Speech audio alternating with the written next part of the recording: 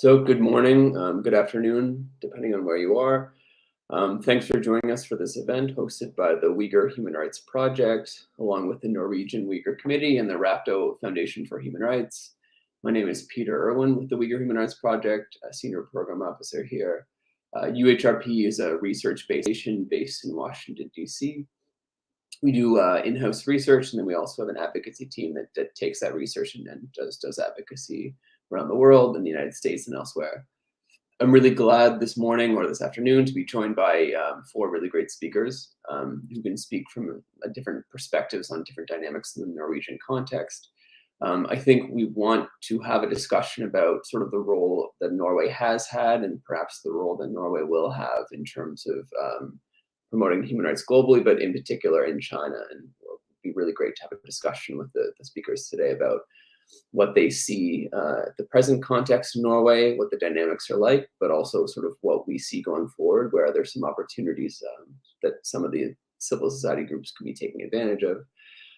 But first, I want to take a couple minutes for each speaker, just very briefly to introduce themselves, their organization's work, and maybe a little bit about how they sort of see their organization's work in Norway at the moment.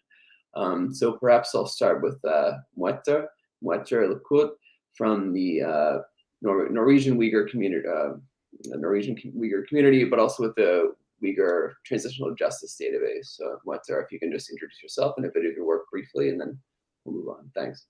Sure. Hi. Thank you for the invitation. I'm pleased to be here today.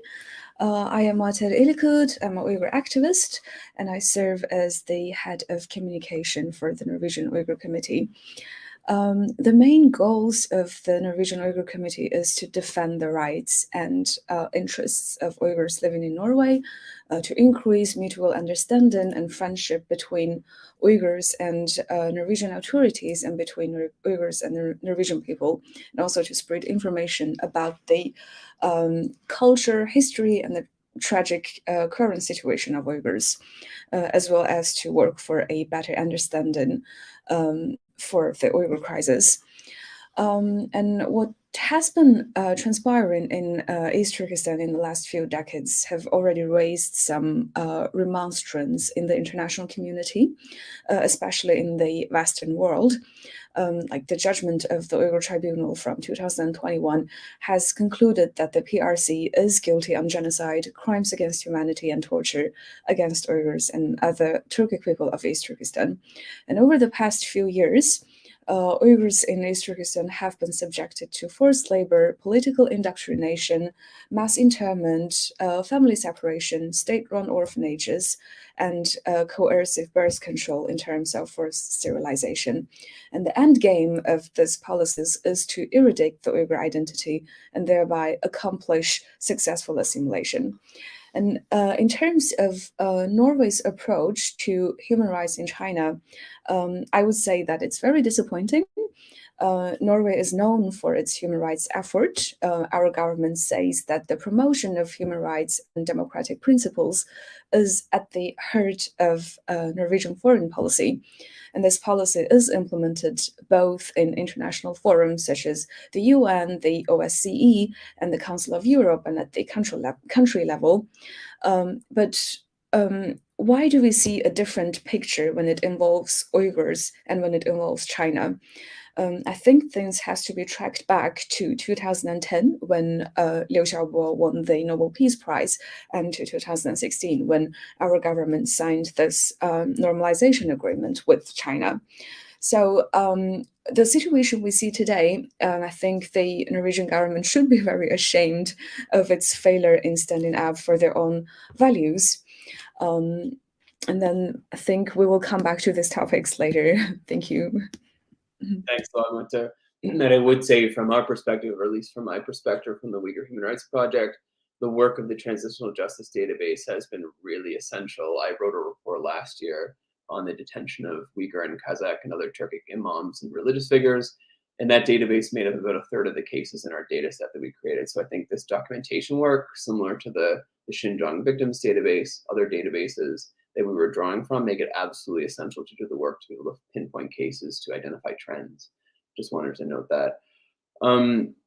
Secondly, we'll go to Jessica Chu the board chair of the Hong Kong Committee in Norway, to briefly introduce yourself. Yes.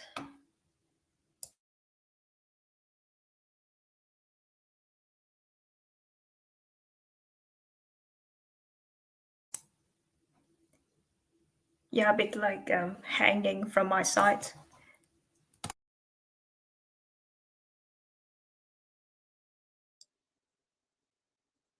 I think if you unmute, we can hear you fine. At least I can.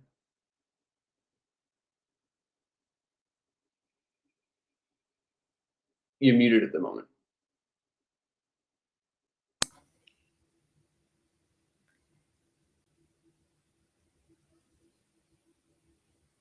Yes, sorry. I will start it over again. I am Jessica Chiu, board chair of the Hong Kong Committee in Norway.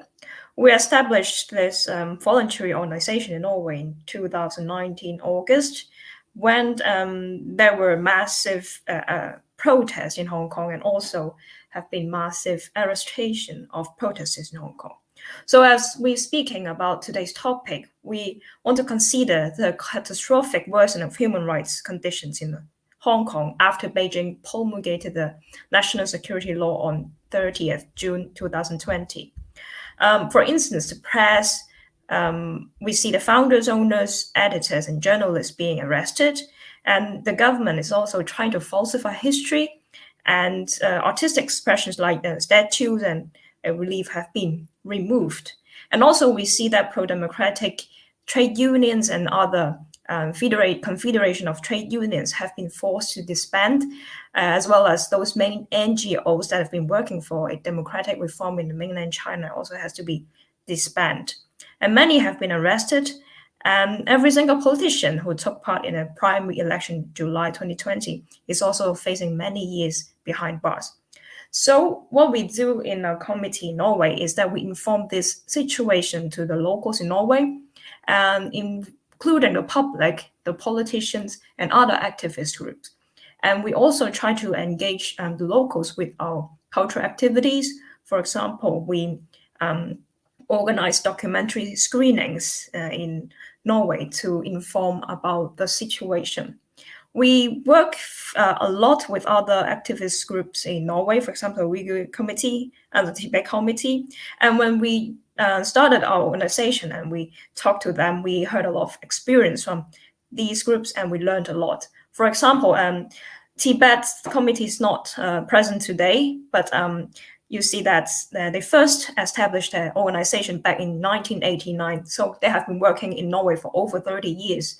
And I think they have been seeing like government changes in Norway, and they are actually the could speak about a lot about how Norway-China relationship and how Norway is involved in the human rights work for China. And you see that, for example, Tibet has similar ranking as Syria and also North Korea in terms of liberties and human rights.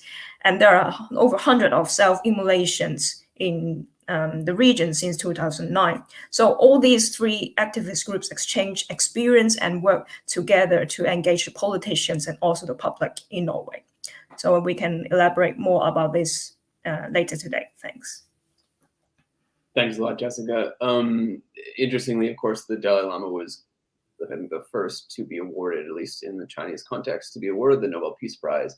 And perhaps that was one of the instances where the relations started to sour, but we can speak in more detail about that.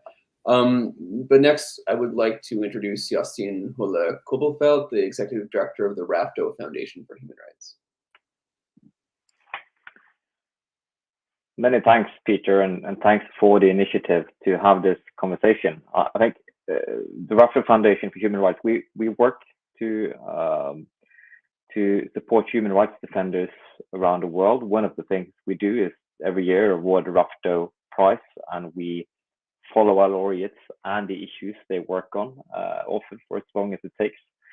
And our engagement on this issue, on the Uyghur issue, started with the Rafto Prize to Rabia Kader in 2004.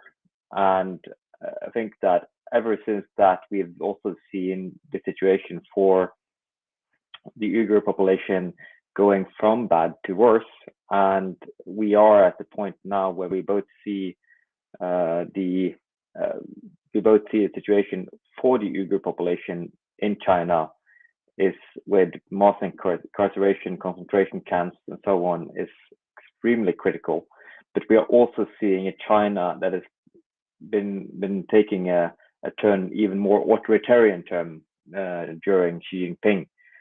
And I think it's quite timely to have this conversation. As a human rights organization, we both see a need to focus on the situation of the Uyghur people and the situation in Xinjiang, but also the implications of a more authoritarian China with global ambitions and what that means for human rights work, both in terms of Hong Kong, Tibet, other places within China, but also in the world and at the UN and so on. So, and I must say, I've been very impressed by the work done by the Uyghur community globally and in Norway to raise awareness on this. And I think that we're having this conversation at a very interesting time, because I think more and more people are also in Norway are realizing the challenge that China is representing. In terms of the Uyghur issue, I think we moved from just a few years ago, I think there was more or less quite an ignorance about the issue. But now more and more people are getting aware of it.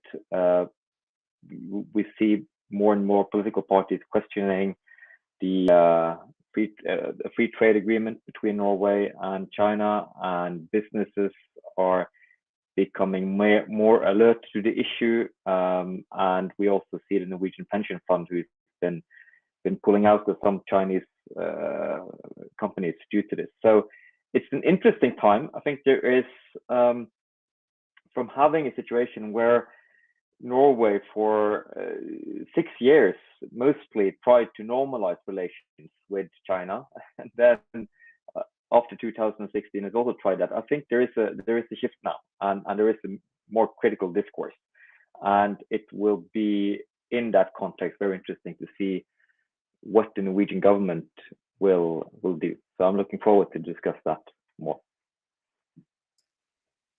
Yeah, thanks a lot. And I would say that we met a few years ago while I was at the World Uyghur Congress. We had a conference and a training in Oslo, and the conference was held at the Nobel Center, I think, and that would have been 2018. The issue was still, there was some awareness of the issue, but I think awareness has changed pretty dramatically over the last few years, obviously tracking with the deterioration of the situation. But I think we are at a place where there's an awareness of the situation, but I think I really do want to speak about next steps. Okay, we have the awareness of the public and the population about China, generally speaking, or about the Uyghur issue, but where do we go next? But before that, I want to introduce our last speaker, Gunnar Ekeluve Slidell, the Acting Secretary General of the Norwegian Helsinki Committee. He's having some connectivity issues, so he may keep his camera off, but I hope he can hear us, and I hope the connection stays all right. Gunnar, if you can introduce yourself. Yes, thank you very much. I hope you can hear me well. So I represent the Norwegian Helsinki Committee, who mostly work in Eastern Europe and Central Asia, also in Turkey, and we also have some global programs. We took part in Norway's human rights dialogue with China when it was active, and then we enter into the Uyghur questions from Central Asia, learning from Uyghurs living in Kyrgyzstan, Kazakhstan, their problems, both with their own governments and the fear that China's footprint in Central Asia was steadily increasing, and that might also hurt their situation there. We also worked a lot on assimilation questions related to minorities, because unfortunately China is not the only country in the world who come up with this idea that the culture and the specificities of minorities should be wiped out. Also in many Western countries, there were periods in the past where that was main policy. And in Norway, we have several small minorities who are subject to that. We are also coordinating the NGO forum where the Tibet Committee, but not the Uyghur and the Hong Kong Committee's members. And that's an interesting place where we meet a Norwegian foreign ministry to discuss issues that will be discussed in the Human Rights Council of the UN. So during the last 4 or 5 years, there were a lot of discussion about both China's role in the UN system, but of course also related to the human rights situation in Xinjiang, Hong Kong, Tibet, and other issues related to China. We also have a long tradition of fighting against authoritarianism, including by supporting civil society organizations. I will end this introductory address to say that I think there are two main directions for Norway's foreign policies towards human rights violations. And the first one is policies of engagement by dialogue, by peace facilitation of peace talks, negotiations, including also business cooperation based on values. We have now a new law on business and human rights, which will enter into force 1st of July, which I think is quite interesting. It's about engagement, but it's also about the second directions of Norwegian foreign policies, accountability. So Norway always wanted to strengthen UN treaty bodies to make them work better. And related to China, it's basically about torture, racial discrimination, women's rights, and children's rights. And we also develop policies and legislation on universal jurisdiction and even on human rights sanctions as a tool for addressing serious human rights problems. I think in our relationship with China, you will see that both these directions are trying to be balanced. Norway is always looking for possibilities to talk with people that they disagree with, but at the same time having these tougher tools available. The current government has very clearly stated that they don't want to go alone when it comes to influencing China, and that I think is maybe the basic principles underlying all of China's policies related to China. We have to be part of coalitions of states dealing with China together. They indicated that there should be a Nordic and European line, which we will be part of. I think the 2010 experience with the Nobel Peace Prize really made Norwegian politicians concerned. And as you all know, this common declaration with China in 2016, I think that was a low when it comes to Norway's upholding its own principles and giving in to Chinese pressure. Another low was when Dalai Lama visited Norway, and he could not go through the main entrance of the parliament because Norwegian politicians were too scared for the consequences that China would impose if that happened. So sometimes this balance is really not favorable for human rights. Thank you. Yeah, thanks a lot. I think, especially picking up on your work on issues in places like Turkey, where you're speaking from right now, Central Asia, it's important to note the issue with regards to Uyghurs. It's not just affecting Uyghurs in China; it's affecting Uyghurs all around the world. The Uyghur Human Rights Project has documented pretty meticulously over the past several years the long arm of the Chinese government to basically reach out and try to harass and intimidate Uyghurs abroad.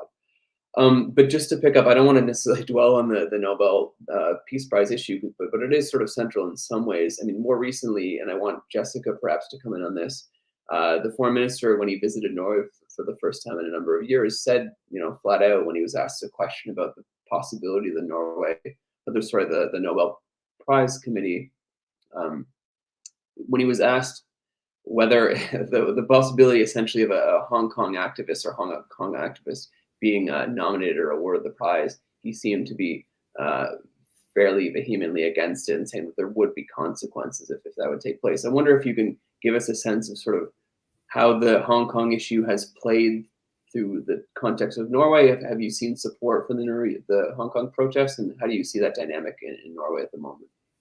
Yeah, we've been trying to raise out Hong Kong issues to the Norwegian government directly. We also engage them in meetings, and also it's the same when they try to explain how they deal with the human rights situation in China, also publicly and also with us, is that they are very deeply concerned about the situation, not only in Hong Kong, but other regions in China. But they just have raised issues of human rights in these regions behind closed doors when meeting their Chinese counterparts. So for us, there is not any actions taken. And we see that Norway has a bilateral agreement, or they call it a declaration together with China in 2016. It's a form of, it creates a problem that the Norwegian government, even though they are aware of the situation for human rights in China, their bilateral relations in China is increasing self-censorship within the Norwegian authorities. So we don't think it's very feasible that Hong Kong activists will receive a Nobel Peace Prize in Norway.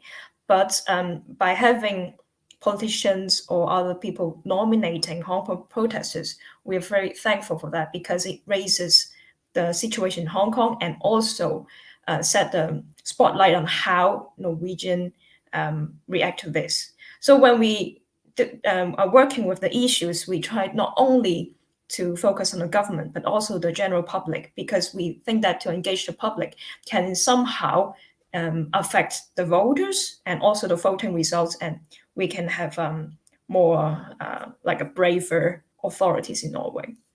And we can also talk about the EFTA with Hong Kong. Hong Kong and EFTA have a free trade agreement. And in this agreement, in the beginning of the preambles, it says the EFTA states and Hong Kong are reaffirming their commitment to democracy, the rule of law, human rights, and fundamental political and economic freedoms. And when I was talking about the situation in Hong Kong in the beginning, there's no doubt that Hong Kong has brazenly defaulted on its obligation to this free trade agreement. And the quarter passage is essential because Hong Kong's freedoms are the basis for the one country, two systems construction that allows the city to enter this kind of international agreements on its own. And no other city in the world has such a privilege of making this binding international contracts like this. What we have been doing is that we try to engage Norway to re-evaluate this agreement. And Norway is actually in this position to hold the Hong Kong authorities accountable for their onslaught of basic human rights. So we could require, or I mean the Norway can require Hong Kong government to live up to these obligations and also release the political prisoners and also free those free trade unions. But after a lot of correspondences to the government, we don't hear much replies back. And there's inaction from the Norwegian side for this.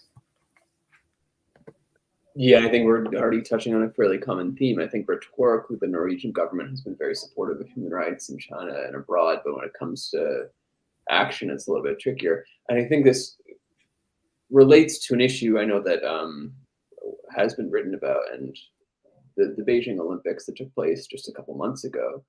You had diplomatic boycotts from a number of countries. You know, I think from our perspective, a diplomatic boycott was kind of the least a government could possibly do, is at least to not signal that you're in support of what's happening in China. Though the Norwegian government took a different approach. They said they would not support a diplomatic boycott. I'm not sure to what extent, and maybe Jostein, you can speak about this. I saw that you, Rafto, and you had an op-ed prior to the games urging the government to commit to a diplomatic boycott. Does that have something to do with, I mean, of course, the bilateral relationship? Norway is, of course, a country that excels in winter sports. I'm from Canada myself, but the Canadian government at least did take that step with allies to commit to a diplomatic boycott. I wonder if you can give us your take on sort of what was sort of pushing the government and put Norway in a position where they didn't feel that they could even commit to a diplomatic boycott, with a number of allies who did the same thing. I wonder if you could comment briefly on that and how it relates to maybe the bilateral relationship as well. Yeah, I know, and I agree with you. I think, in the situation we were at the time, diplomatic boycott was at least what one should do. And I think that it speaks to what others have alluded to here, that I don't think Norway would like to stand out. They don't want to be singled out in any way, as they were after the Nobel Peace Prize to Liu Xiaobo. And they are careful in how they approach China now. I think that the rest of the world, or many of Norwegian allies, are EU, the US, have taken a more critical position on China, thus allow Norway to take a more, they have raised criticism. They talk about, human rights. They talk about the Uyghur issue. At least they didn't do that 2-3 years ago. But we were, as you mentioned, disappointed that Norway wouldn't join other countries in a diplomatic boycott. I think, and we've challenged the government on that. I think China is changing into a more authoritarian direction, from quite an authoritarian position previously, but over the last 5 years it has become much more authoritarian, and we need to have an updated Norwegian policy in how to deal with and how to engage China. And the failure to even join a diplomatic boycott, I think, speaks to that Norway is still trying to find out how to approach this. And you also see that with the new free trade agreement, Norway is saying that it will take its time, it's negotiating, and so on. When many other allies have said that they are not going to have a free trade agreement with China at the current moment. So it's, I think Norway is still trying, and this government is still trying to figure out where, how to approach and how to engage China. Yeah, so you raised the trade deal. I mean, I think that raises an issue of the role, perhaps also in Norwegian companies. You saw, or I mean, let's take the sovereign wealth fund, the oil fund, for example, and that's something that a few of the organizations here spoke out about. I know Muattar and the Norwegian Uyghur Committee was working on this, trying to push them to divest from Chinese companies who are directly complicit in what we see as genocide. Hikvision and Dahua, surveillance camera manufacturers, who are literally contributing to the mass detentions of Uyghurs. I wonder if, Muattar, you can speak about the oil fund and sort of your response. I mean, they did make some divestments. They've also announced that they're divesting some of their holdings, or all their holdings eventually, from oil, natural gas, other like that. But I wonder how you see that decision and how you might see it having a cascading effect for perhaps pension funds in Norway or Norwegian companies. Sure. Yes. As Jostein and everyone else has mentioned so far, the political situation in Norway has changed quite a lot since the normalization agreements from 2016. The Peace Prize was actually awarded to Liu Xiaobo by the Nobel Peace Committee, which is actually an politically independent organ, and obviously this was very hard for China to understand. So right after the decision, Beijing canceled all the meetings, and they later halted the trade talks. I will just talk a bit about the trade agreements, the negotiations first, and I'll go back to the oil fund issues. Even so, the overall impact on the trade, even in the seafood sector, it was not very profound, and the bilateral trade hit the record levels in 2015. I think after the government change in 2013, they signed this normalization agreement, as we mentioned earlier, and the joint declaration stated that Norway is fully conscious of the position and concerns of the Chinese side over the price, and they fully respect China's sovereignty and territorial integrity, and that they will not support actions that undermine them and will do its best to avoid the future damages to the bilateral relations. So the agreement was of huge importance to Norway because of the commercial potentials. The Norwegian salmon industry stands to benefit significantly. And the Norwegian approach changed since then. And we barely hear critiques that is raised by the government towards China and human rights violations that is going on there. I think, sorry, there is an ongoing genocide, but all we hear from the Ministry of Foreign Affairs and the Ministry of Trade is that they are deeply concerned over the situation, but we do not actually see that there are very effective policies being implemented on a governmental level, neither in terms of Uyghur forced labor or about the ongoing transnational repression that is targeting the Uyghur diaspora. So to be honest, being an Uyghur, I feel like the Norwegian salmon are valued more than my people. Human rights have been a foreign policy priority to Norway. And I believe this policy has to apply to China as much as to any other places. So yes, we did work with the oil fund investments for a while. It was about the Norwegian pension funds investment in companies like Hikvision, Dahua, and some other companies which were producing surveillance cameras. And those surveillance cameras were installed in people's home in East Turkestan and also in the concentration camps. And it contributes to build up an open-air prison in our hometown. According to the pension fund's own ethical principles, they should not invest in any companies that contributes to human rights violations or environmental damages. So we did work with this issue for a while.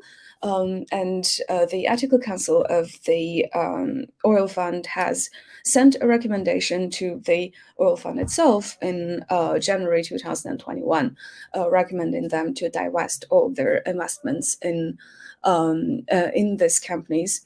And then 9 months later, we received a response from the oil fund saying that the recommendation is not valid anymore because at that point they didn't have any investment in the company.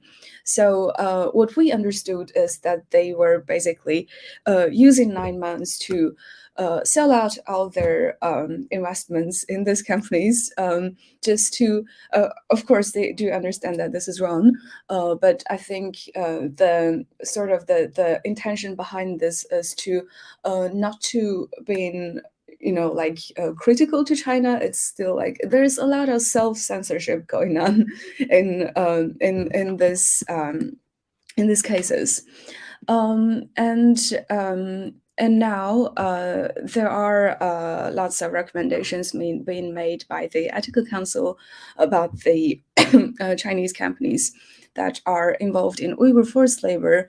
Yes, we do see that the oil fund have divested from several companies, and they made their statements clear that this is because of the human rights violations that the companies are connected or involved in forced labor, Uyghur slave labor. And we're very grateful for their decision.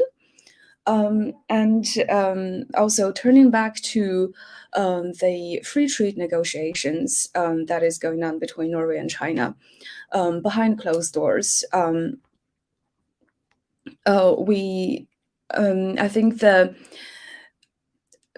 I think the increasing use of the Uyghur forced labor that is going on in East Turkestan, it also increases the risks of Norway to be involved in purchasing products made by slavery and importing these products to Norway, just like the example of the Norwegian government's purchase of face masks at the beginning of the pandemic. These face masks were made by forced labor and later imported to the country by the government. And of course, they were not aware of the issue, but this shows us how little we have been informed about the products that are being imported and the risks behind it. So the free trade negotiations that is ongoing now, we do not know which stage the negotiations has reached. There has been very strong critiques against the agreement from civil society perspective and also from several oppositional parties in the parliament.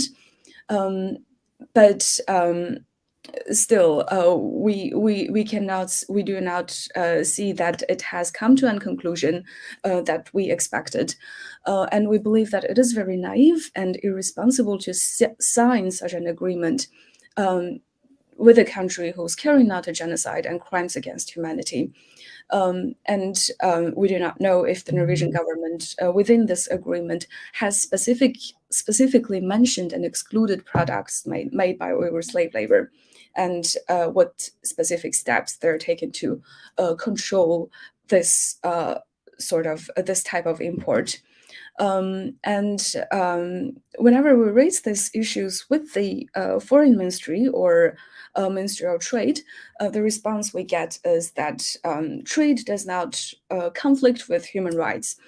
And I do remember the former Minister of Trade, Iselin Nybø. She had a very strong counter-argument saying that should Norway only trade with countries that are similar to our own? Of course not. We do not believe that Norway should only trade with countries that are similar to our own. However, we see that a bilateral free trade agreement with China does not serve our interests, especially when the regime is going so clearly into a wrong direction. And I believe we must stand up and protect the values that we in Norway consider fundamental and universal before it's too late. Thanks a lot, Mortar, for that. I mean, it's also interesting to take into consideration what happened to Australia. Australia passed a free trade agreement in 2015, and it didn't really make much of a difference when Australia came out and was criticizing China's response to the COVID outbreak. Trade relations soured pretty quickly after that. So I think we need to keep in mind that, okay, we pass a trade deal doesn't necessarily mean that things are going to be fine and that there won't be retaliation for speaking out on human rights. But I wanted to maybe shift to some of the ways forward. It's good to have actually the dynamics at play in the Norwegian context, but maybe I can go to Gunnar first and maybe pass to others. Like, where are there some opportunities, do you think, for civil society to engage? And it's not necessarily just on, human rights in China, generally speaking, pushing the government to make a more clear position, but it could be something like, supporting Uyghurs in Norway or supporting asylum procedures to bring Uyghurs over to Norway or to protect them in the diaspora, especially in places like, whether it be Central Asia or Turkey. Where do you think, or where do you see some opportunities for civil society to be engaging at this moment in Norway? Well, there are several possibilities. And first I want to mention is exactly related to trade and business. The new law on business and human rights, which entered into force in 1st of July this year, creates a lot of possibilities for civil society organizations to challenge Norwegian companies that import products produced in China, because the law states that companies has a responsibility to provide an answer within 3 weeks or a little bit longer if it's a complicated question. So it means that all products in Norway imported to Norway can be challenged in this way. I foresee it will take some time for companies to really know all about their products, but this is a very strong tool for civil society organizations who have knowledge about the origins of products and the working conditions of those who made those products. I think Norway's law in this respect is among the most strongest laws in the world, actually. The EU will also have legislation, but the Norwegian law is more progressive and gives more truth and possibilities for civil society organizations to be active. Secondly, I think we and other organizations should continue to challenge the pension fund. It used to be a very progressive fund with strong standards, but I think developments may have passed it. So it needs really to be updated. I think maybe the war we are experiencing in Europe now in Ukraine is also a wake-up call for politicians here to understand the dangers of authoritarian regimes, not only for their own populations, but for the international order, etc.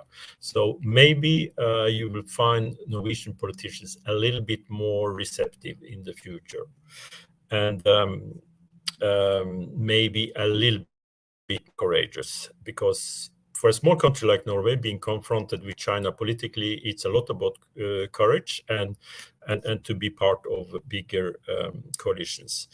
Another point, we have now a sanction law in Norway. It was adopted last year, which gives the government possibility to enact targeted human rights sanctions. So mostly we follow the EU in doing this, and we have been part of sanctioning a few Chinese communist leaders related to the situation in Xinjiang.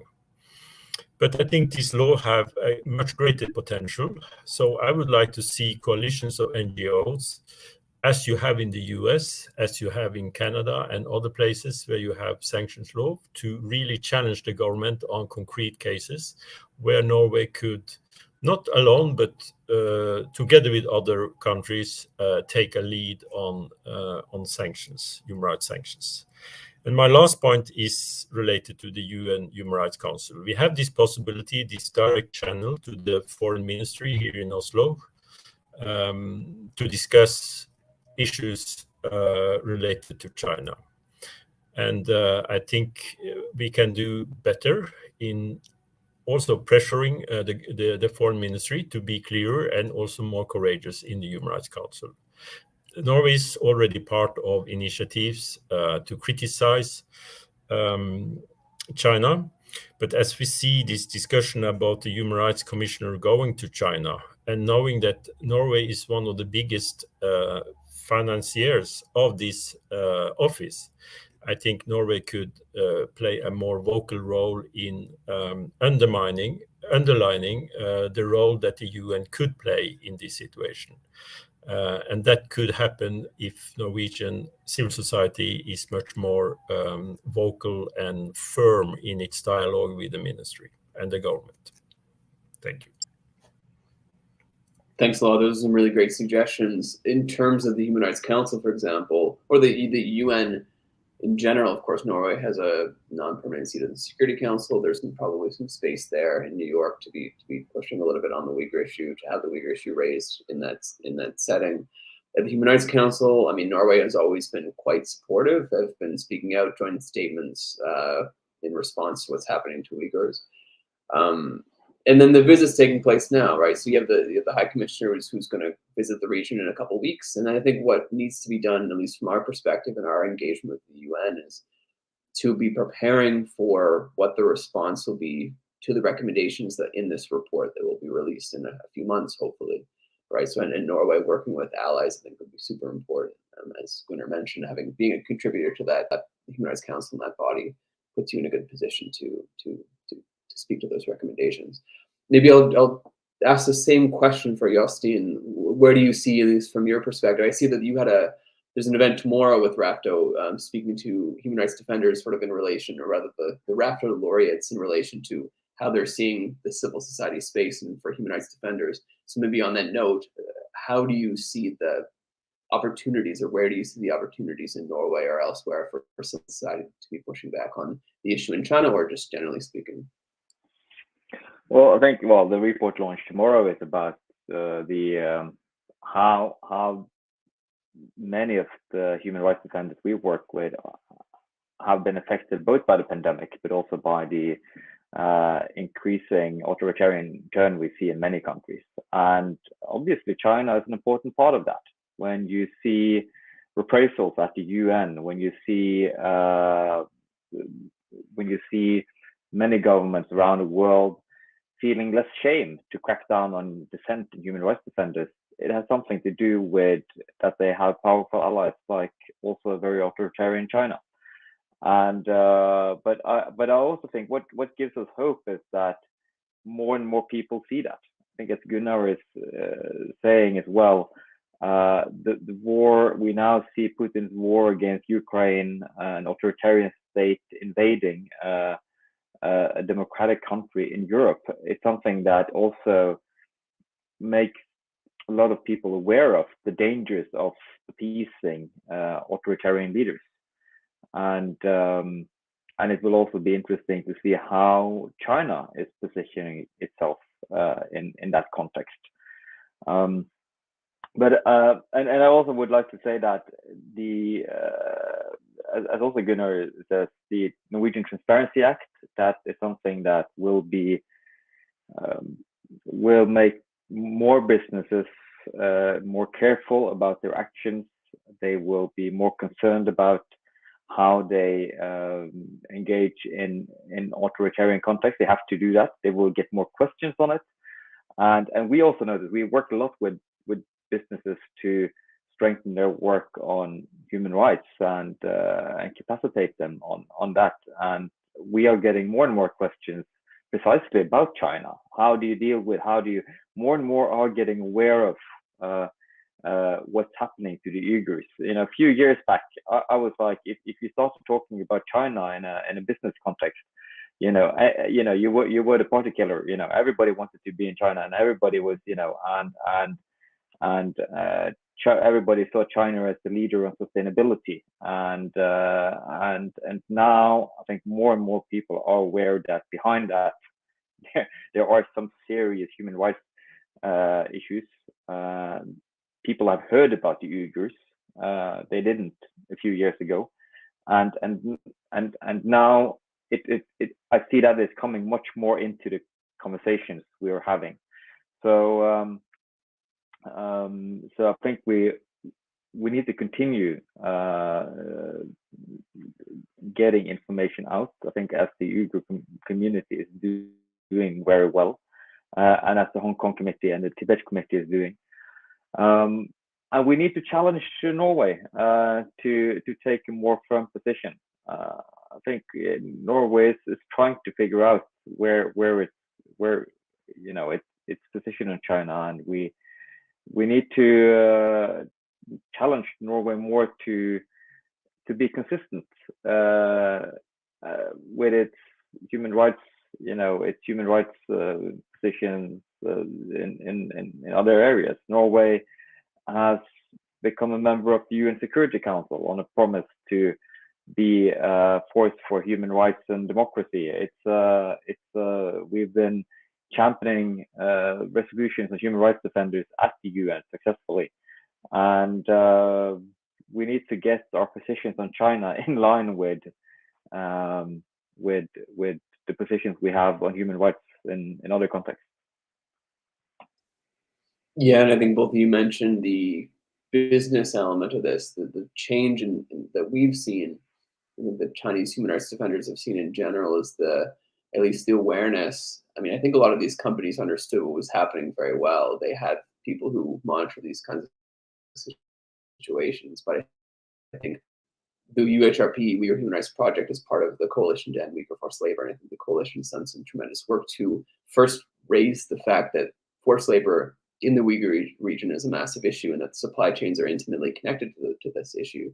And we've been pushing companies to divest, or pushing companies to extricate their supply chains from that region for that reason. The U.S. had passed the Uyghur Forced Labor Prevention Act, and it's really great to see that Norway is perhaps not passing something targeted towards the Uyghur issue, but have something that can hold businesses to account who are importing goods that might be connected to forced labor, for example, and not just forced labor, but state-imposed forced labor, state-mandated forced labor on such a scale. Perhaps from there, I'll give some space to Jessica to speak about maybe the Hong Kong issue, but also you might want to pull in Tibet. I think when I was there a few years ago, I think some of the groups were all working together, and I think it was really great to see that there was engagement from the Hong Kongers, Tibetans, and Uyghurs all in the same place pushing the government. So I wonder if you could provide some comments on where you see opportunities for Hong Kong and Tibet, where you see the path forward, maybe some challenges, but maybe some opportunities first in terms of what can happen in Norway right now. Yeah, it's actually echoing what we talked about in the beginning of the sharing today, that Norway has a bilateral relationship in China, and it's exposing itself to a even more restrained bilateral relationships to China with the free trade talk. So what I think to avoid or reduce the degree of self-censorship within the Norwegian government is that we have to walk away from this bilateral relationship, but engage a more multilateral framework with other organizations. For example, we mentioned that Norway actually doesn't want to single itself out, but at the same time, it should not engage itself in the bilateral trade talk. So I really agree that we should be more active in the UN organizations such as the UN Human Rights Council. And also there's a need really to increase our knowledge about the situation in China. Just that I recall what the Foreign Minister Hugues Veld mentioned to the media in February, saying that by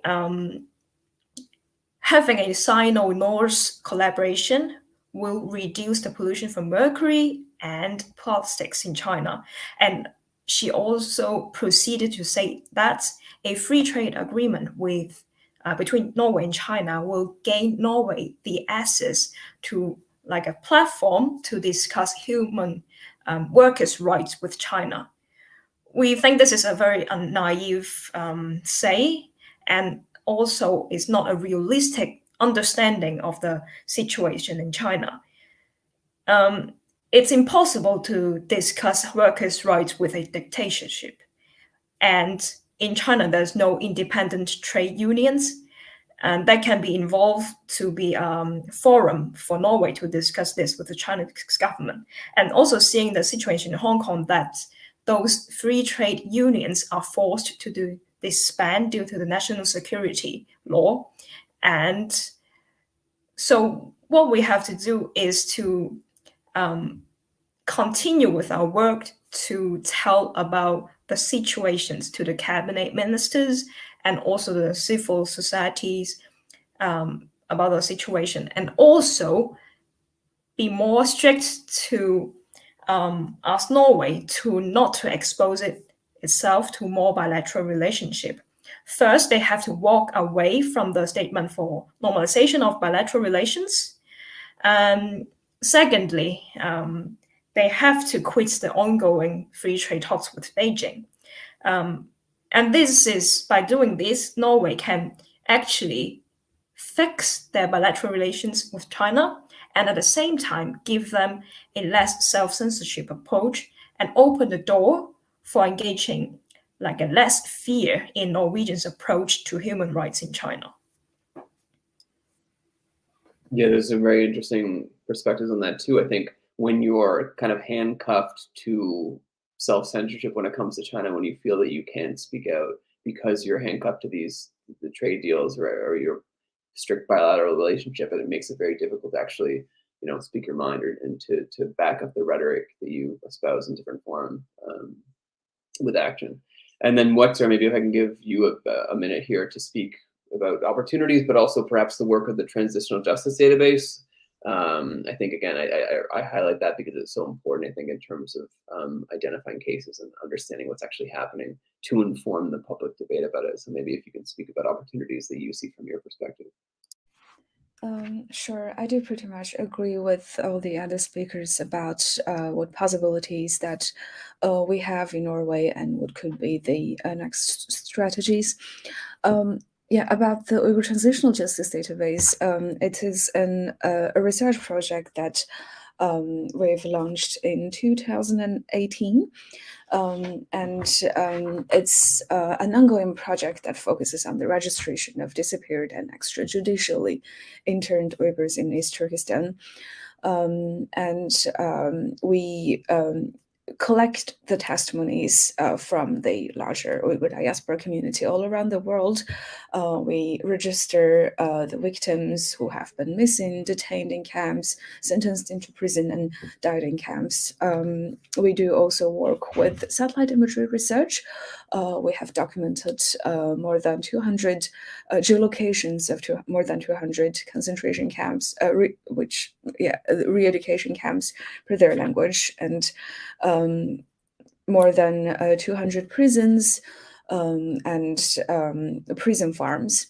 And per our latest finding, we did find that among the re-education camps that we have identified, around 140 of them have factories located nearby, inside or nearby those detention facilities. And this means that they are involved in forced labor. And we did also find that about around 50 of the camps, there are crematoriums located close to this detention facilities. And we can imagine what horrible things that has been happened in these places. That's and we share, of course, we do share the testimonies and our data findings with investigators, journalists, research groups, and governmental bodies around the world who aims to seek accountability for the ongoing genocide in targeting against the Uyghurs in East Turkestan. Going back to the Norwegian perspective, I think in addition to what the other speakers have mentioned, I would like to also highlight the ongoing transnational repression that is also targeting the Uyghur diaspora all around the world. The Chinese regime has been actively monitoring all forms of resistance internationally, also here in Norway. And several cases has been reported in which members of the Uyghur diaspora in Norway have been approached by security police for their public statements about the genocide in East Turkestan. Just 2 years ago, a new report from Proba Social Analysis were released, and it shows that various immigrant groups in Norway are subjected to harassment and surveillance, including the Uyghurs. And an important finding in this report is that the immigrant groups' trust in Norwegian social institutions is weakened because the diaspora groups do not feel that the Norwegian authorities are providing them sufficient protection. And this is exactly what we observe in the Norwegian Uyghur diaspora community, because in the beginning, people in the diaspora would reach out to us and report to us that they are being harassed by Chinese security police. And we further report the cases to the Norwegian intelligence agencies. And then the years has passed and we do not see any improvement. And now we don't receive the same amount of reports anymore. It's not because the cases are reduced, but because people don't really bother to make the reports anymore because they think they're being ignored anyways.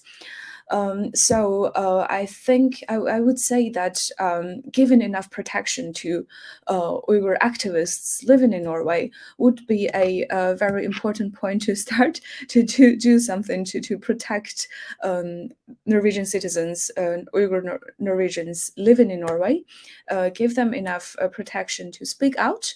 And this would be a good step to encourage more and more people to tell their experience to the Norwegian public in this country. Thank you. Well, thanks a lot, Mozart. I think we're almost at time. I think it was helpful to sort of speak about or to think about some of the opportunities and some of the spaces that civil society can be supporting, and I wrote some of them down. Attention to the multilateral framework. I think, as we discussed in the first 30 minutes, Norway, it's a smaller country. It's difficult sometimes to be putting pressure on China alone. But these multilateral efforts, I think, and having Norway in the lead there could be super helpful. And this comes with, Norway's role at the Security Council now as a non-permanent member, the Human Rights Council, its support of the council, okay, rhetorically, but putting into action, pushing back perhaps when the report comes out from that commissioner, be super important. Attention to the new sanctions law. I think what we have seen from other governments, you have multilateral sanctions, first time kind of ever against China coming in just last year. I think having the Norwegian voice there would be super important too, to continue to push back. That also links to the multilateral framework.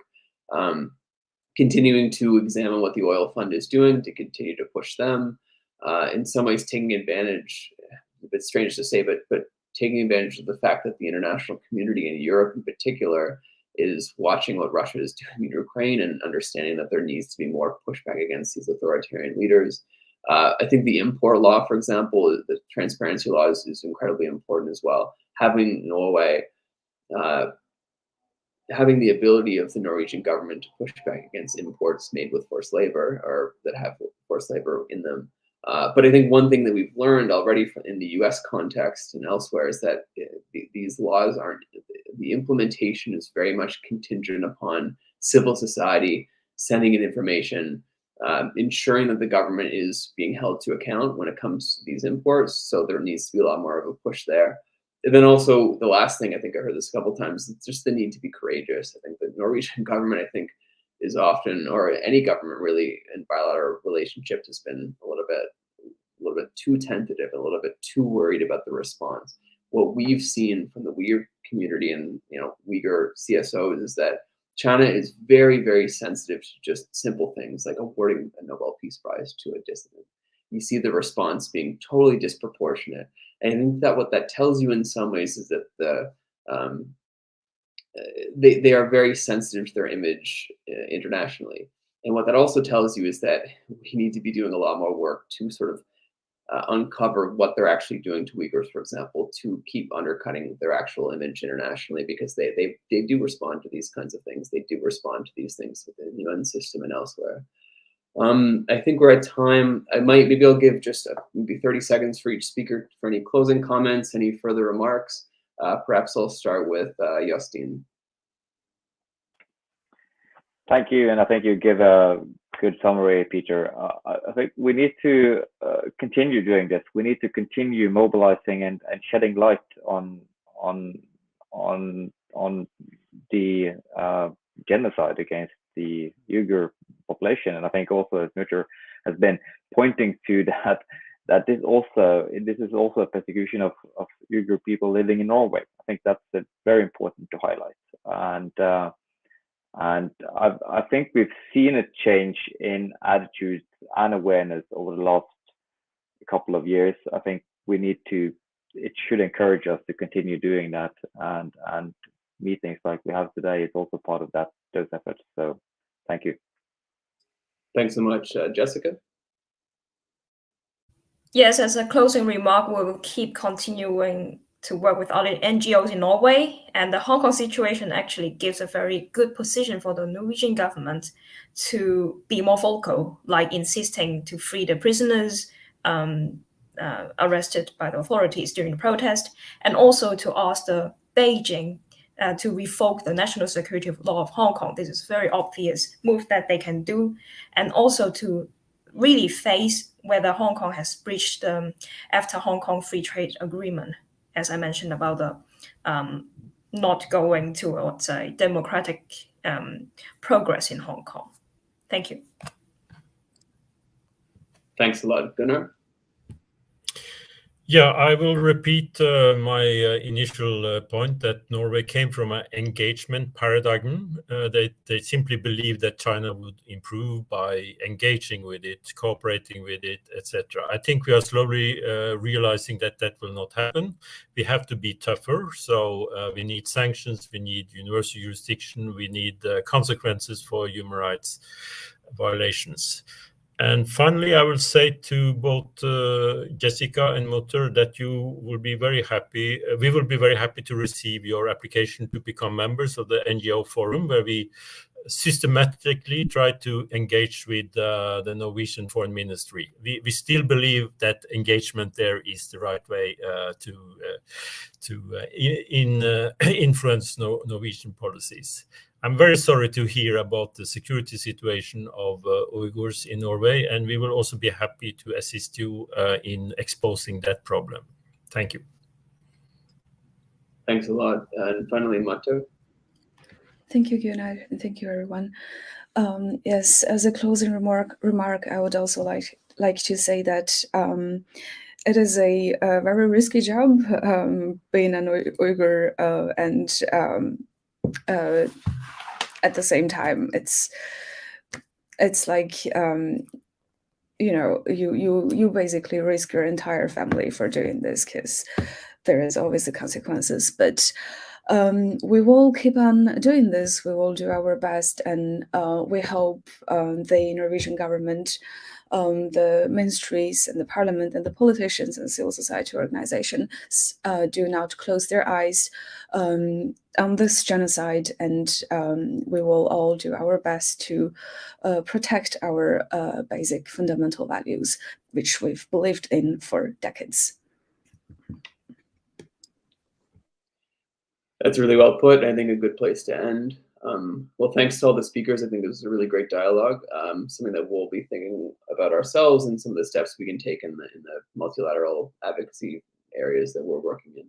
But yes, thanks so much for everybody. This recording will be available afterwards if people want to take a look.